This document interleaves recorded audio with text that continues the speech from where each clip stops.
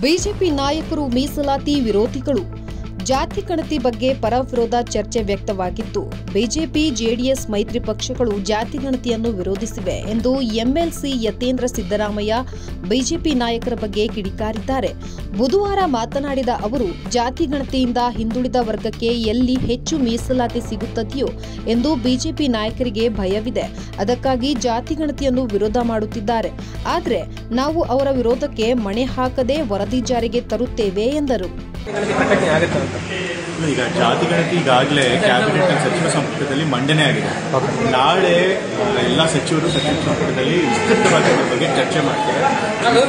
ಚರ್ಚೆ ಮಾಡಿ ಅದರ ಸಾಧಕವಾದಗಳನ್ನೆಲ್ಲ ಚರ್ಚೆ ಮಾಡಿ ಅದನ್ನ ಸ್ವೀಕಾರ ಮಾಡಬೇಕಾ ಅಥವಾ ಬೇರೆ ಏನು ಮುಂದಿನ ಕ್ರಮ ತೆಗೆದುಕೋಬೇಕು ಅಂತ ಅದ್ರ ಬಗ್ಗೆ ತೀರ್ಮಾನ.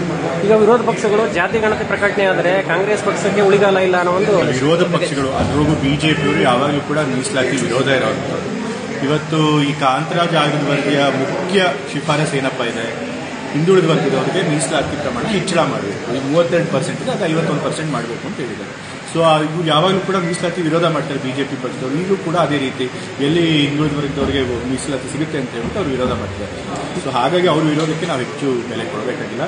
ನಾವು ಕಾಂಗ್ರೆಸ್ ಪಕ್ಷದವರು ಪ್ರಣಾಳಿಕೆಯಲ್ಲಿ ಈ ಭರವಸೆನ ಕೊಟ್ಟಿದ್ವಿ ಜನತೆ. ನಾವು ಅಧಿಕಾರಕ್ಕೆ ಬಂದರೆ ಜಾತಿ ಗಣತಿಯನ್ನು ವರದಿಯನ್ನು ಸ್ವೀಕಾರ ಮಾಡ್ತೀವಿ, ಅದನ್ನ ಶಿಫಾರಸನ್ನು ಕೇಂದ್ರ ಸರ್ಕಾರಕ್ಕೆ ಕಳಿಸ್ತೀವಿ ಅಂತೀವಿ. ಸೊ ನಾವು ಪ್ರಣಾಳಿಕೆಯಲ್ಲಿ ಏನು ಜನತೆ ಭರವಸೆ ಕೊಟ್ಟಿದ್ದಾರೆ, ಆ ಭರವಸೆ ಮೇಲೆ ಜನ ನಮಗೆ ಜನಾದೇಶ ಕೊಟ್ಟಿದ್ರು. ಅದು ಆಧಾರದ ಮೇಲೆ ಇವತ್ತು ಅದನ್ನು ಜಾರಿಗೆ ತರುವಂಥ ಪ್ರಯತ್ನ ಮಾಡ್ತೀವಿ. ಈಗ ZPTPಯಲ್ಲಿ ಒಂದು ZPTP ಈಗ ಮೇ ತಿಂಗಳು ಒಳಗಡೆ ಕೋರ್ಟಿಗೆ ಕ್ಯಾಟಗರಿ ಏನೇನು ಮಾಡಿದ್ದಾರೆ ಅದನ್ನ ಸಬ್ಮಿಟ್ ಮಾಡ್ತಾರೆ.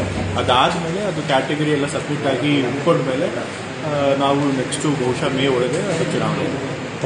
ಪೂರ್ತಿ ಸುದ್ದಿ ಅಥವಾ ಸ್ಪೆಷಲ್ ವಿಡಿಯೋಗಳನ್ನ ನೋಡಲು ಹಿಂದೆ ನಮ್ಮ ಕನ್ನಡ ಜನಶ್ರೀ ಯೂಟ್ಯೂಬ್ ಚಾನೆಲ್ ಅನ್ನ ನೋಡಿ, ಜೊತೆಗೆ ಲೈಕ್, ಶೇರ್, ಸಬ್ಸ್ಕ್ರೈಬ್ ಮಾಡುವುದರ ಮೂಲಕ ನಮ್ಮನ್ನ ಪ್ರೋತ್ಸಾಹಿಸಿ.